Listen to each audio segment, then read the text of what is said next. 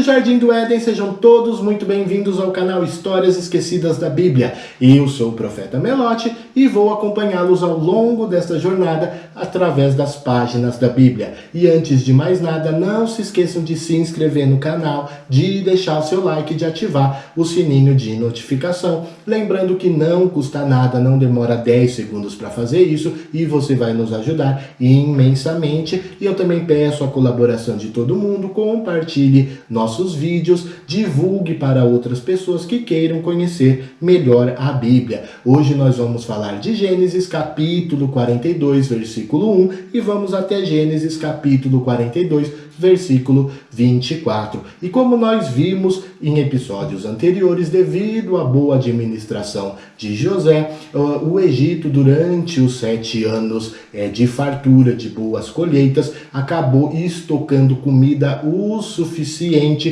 para conseguir superar e vencer os 7 anos de fome, tá? E eles conseguiram estocar tanta comida, tanto trigo, que eles tinham estoque o suficiente para conseguir também vender para outras pessoas, para outros povos. E isso foi importante porque a recessão, o período de fome, não atingiu apenas o Egito, acabou atingindo muitos outros povos, muitas outras nações e muitas outras pessoas de vários lugares começaram a se dirigir para o Egito para conseguir mantimentos para a sua sobrevivência.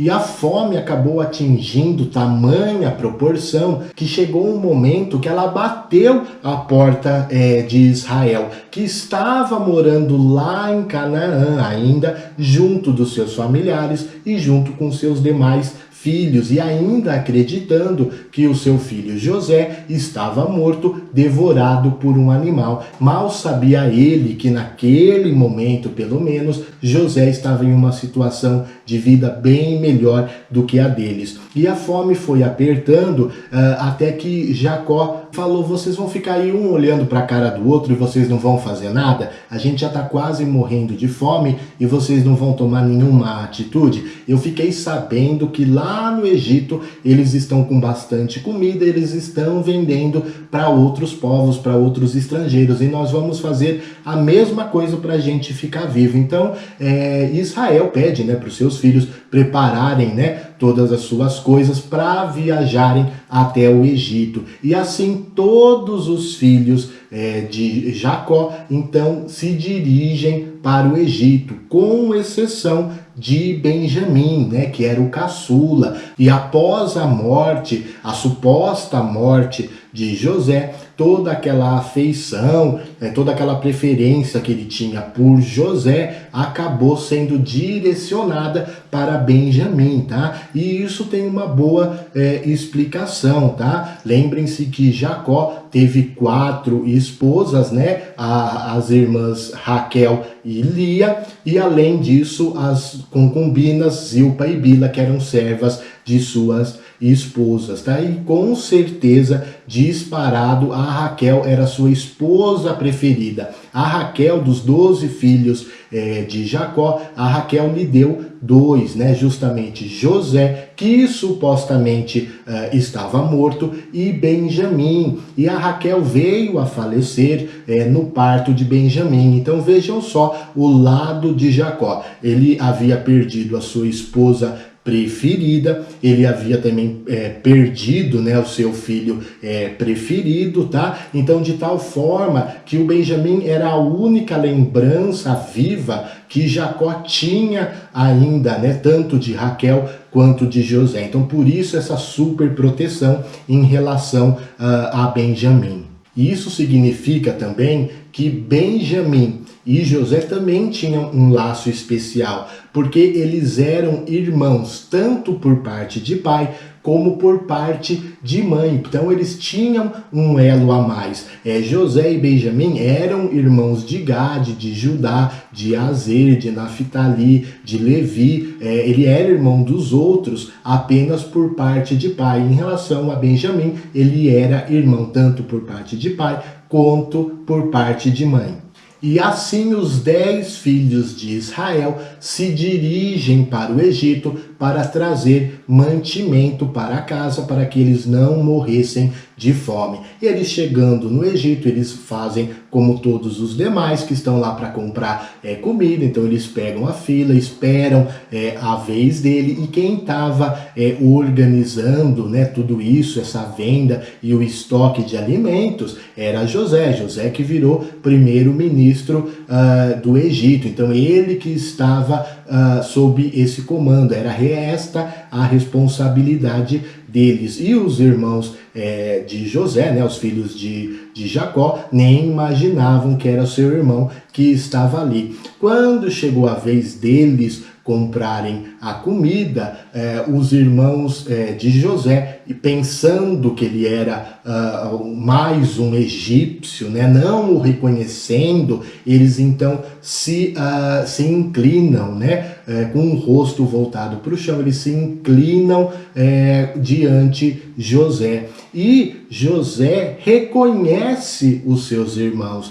E o contrário não acontece, os seus irmãos não reconhecem José, tá? E a explicação mais razoável para isso é que José, quando foi vendido por eles para o Egito, José estava ainda apenas com 17 anos de idade. Ele era bastante jovem e passaria ainda por algumas transformações, né, naturais do processo de crescimento. Os seus irmãos, né, naquela época já eram adultos, né? Quando seus irmãos o venderam para o Egito, eles já eram adultos, tá? Então era realmente muito mais fácil José os reconhecer do que os seus irmãos o reconhecê-lo, até porque eles não iam imaginar que o José viraria primeiro-ministro do Egito. E apesar de José ter reconhecido os seus irmãos, ele agiu como se não os conhecesse, ele agiu como se os seus irmãos fossem pessoas estranhas a ele, tá? E assim que os seus irmãos se inclinaram, né, perante José, ele se lembrou dos sonhos que ele teve quando ele ainda era um jovem de 17 anos. E nesses sonhos, os 11 irmãos se inclinavam diante de José. Porém, desceram ao Egito apenas 10 dos 11 filhos de Jacó. Então José, se lembrando de seus sonhos e se lembrando que eram seus 11 irmãos que se inclinavam e não os 10 irmãos, ele deve ter pensado, raciocinado bem, eu tenho que trazer para mim, antes de eu revelar quem eu sou, eu devo trazer diante de mim Benjamim, eu tenho que me encontrar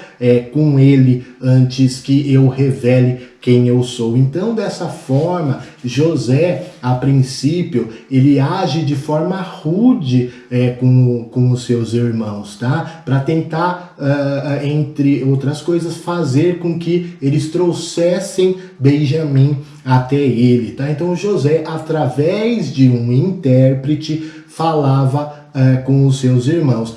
E José usou um intérprete não porque ele não sabia falar hebraico, não porque ele se esqueceu da sua língua nativa, mas porque ele queria disfarçar em relação aos seus irmãos. Ele não queria mostrar quem ele realmente era. Então ele falou com seus irmãos através de um intérprete, tá? E então ele perguntou: "Da onde que vocês são?" E os irmãos dele responderam: "Não, nós somos de Canaã. E o que vocês querem aqui?" "Não, nós estamos como todas as pessoas, a gente está passando fome, a gente só quer os nossos mantimentos, a gente só quer comprar comida." Então José os acusa: "Não, vocês são espiões, na verdade, vocês estão aqui não é para comprar comida, vocês estão aqui para ver o ponto fraco do Egito." Eles: "Não, por favor, não é nada disso, você está entendendo tudo errado, nós somos de uma família honesta, de uma família boa, nós éramos em 12 irmãos, um veio a falecer devorado por um animal, o outro, né, o caçula, ficou com o nosso pai lá em Canaã, ele está esperando a gente, né, esperando que a gente leve comida para eles, porque eles estão passando fome, né?" E José ainda assim foi ríspido com eles e não abriu mão, né? falou: não, vocês são espiões e vocês têm que me provar que vocês são realmente pessoas retas e pessoas justas, tá? Então vocês vão ficar presos comigo, um de vocês vão lá até a casa, né, do pai de vocês, se é que vocês estão me falando a verdade, vão trazer para mim esse irmão caçula que vocês falaram que vocês têm. E José então mandou prender os seus irmãos, que ficaram presos durante 3 dias. Após o 3º dia, José voltou até os seus irmãos e disse o seguinte: durante esses 3 dias eu andei pensando, eu sou uma pessoa temente a Deus, e se vocês querem sobreviver, né, a gente pode fazer da seguinte forma: um de vocês ficará sob minha custódia, ficará aqui no Egito, eu libero os demais, eu lhe dou comida, né, para vocês levarem até o pai de vocês, né, até a família de vocês que está lá em Canaã. Porém, para eu libertar o refém que ficará comigo, sob minha custódia, vocês têm que trazer o irmão caçula de vocês até mim, tá? Já que vocês têm que provar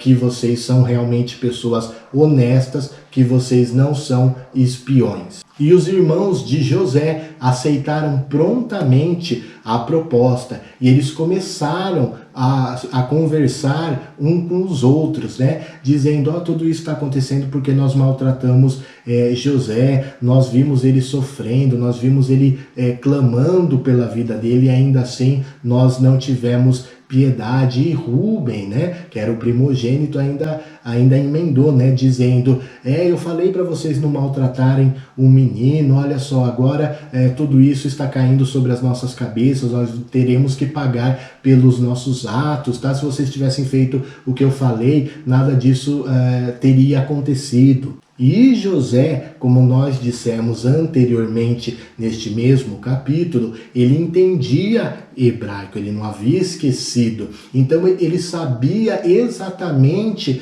e compreendia exatamente o que os seus irmãos estavam falando. E José, vendo que os seus irmãos estavam sentidos pelo que fizeram por ele, vendo que seus irmãos estavam arrependidos, José, ele fica bastante emocionado. Então ele se afasta dos seus irmãos e começa a chorar aos prantos. Passado um tempo, então, ele se recompõe, ele volta até os seus irmãos e ele escolhe Simeão para ficar ali de refém, para ficar sob a sua custódia. Então, diante dos demais irmãos, Simeão é acorrentado e José permite que os demais voltem até Canaã, levando comida para a sua família, tá? E hoje o capítulo vai ficando por aqui, eu já vou me despedindo, eu desejo tudo de bom, tudo de melhor a todos, e a gente se vê no próximo episódio de Histórias Esquecidas da Bíblia.